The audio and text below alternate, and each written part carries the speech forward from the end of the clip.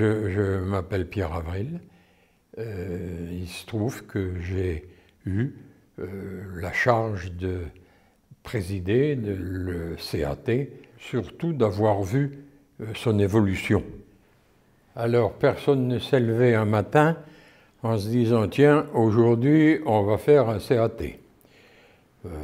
Ça n'est venu à l'idée de personne. L'histoire est un petit peu plus compliquée que ça. Était à vendre à Sedan une usine Oudard. Mais on n'avait pas d'argent.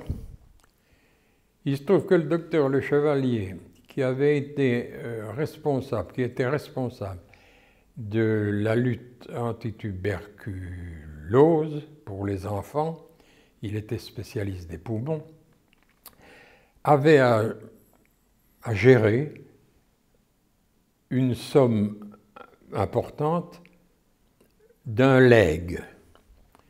Alors il a dit, bah, écoutez, le legs, il n'a plus de raison d'être, moi je n'ai plus de tuberculeux à soigner, je vais vous donner cet argent-là. Mais ça a été très très difficile, je crois que ça a été en cours d'état, il a fallu que le préfet intervienne, car changer la destination d'un legs est quelque chose de très difficile. Mais on s'est retrouvé à ce moment-là avec une certaine somme d'argent. Et on a pu acheter à Sedan l'usine Oudard, où est venu s'installer l'embryon de CAT, mais ça n'avait pas de nom de CAT, où sont venus s'installer les quelques handicapés qui se sont tout de suite montrés à Sedan. Et la politique, n'aime pas le terme, enfin si, la politique de l'APH de l'époque était de s'installer là où il y avait des besoins. C'est pourquoi on a créé quelque chose à Vouziers, à Rethel, à Sedan, à Charleville, à Bogny, puis je crois que c'est tout. Tous les travailleurs qui sont venus chez nous souffraient. Ils savaient ou ils ne le savaient pas. Ils disaient ou ils ne le disaient pas, souffraient de ne pas travailler.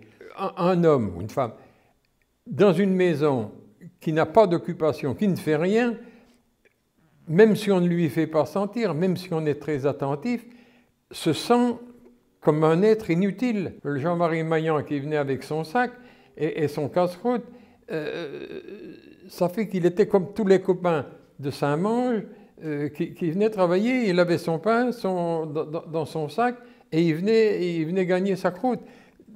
C'est à partir de ça qu'on est un adulte. Il cessait d'être un poids lourd, au moins un poids inutile dans la maison.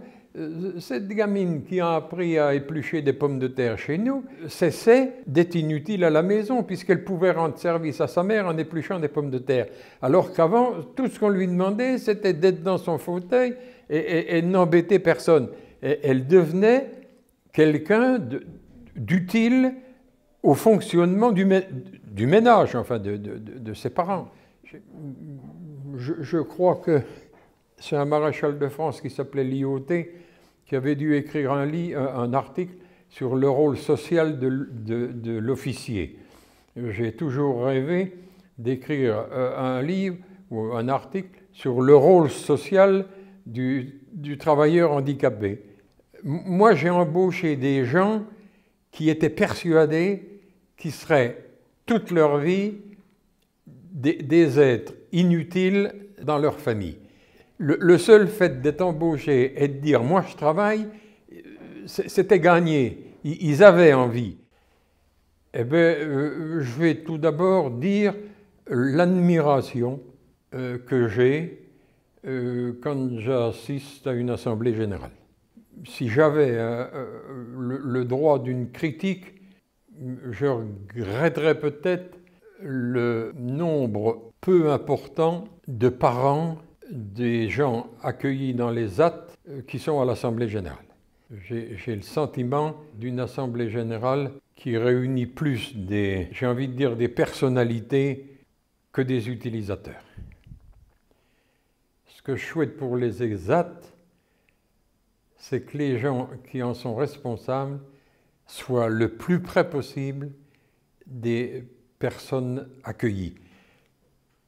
Je ne veux pas avoir l'air de donner des leçons, mais à une époque où ces centres d'aide par le travail ont pris une certaine dimension, une fois par an, avec le responsable de chacun des CAT, je faisais en sorte de rencontrer les parents, où j'allais les voir, où je trouvais un moyen pour qu'ils soient obligés de venir au CAT. Mais tous les ans, je rencontrais la famille. J'insiste sur le fait que l'âge moyen des personnes accueillies à l'époque était sûrement beaucoup plus jeune que maintenant. On avait plus affaire à des grands-enfants qu'aux adultes de maintenant, c'est évident. J'ai cité tout à l'heure le docteur Le Chevalier parce qu'il a été sans aucun doute l'animateur le plus efficace. Il a peut-être été d'ailleurs le président qui a présidé le plus longtemps. Et je crois qu'il faut s'inspirer, il faudrait s'inspirer, je pense, du docteur Le Chevalier, qui a été vraiment un exemple, un pionnier de ce qui existe maintenant. Mon dernier message, c'est de saluer très respectueusement mon ami Richard Le Chevalier, que j'appelle le Doc.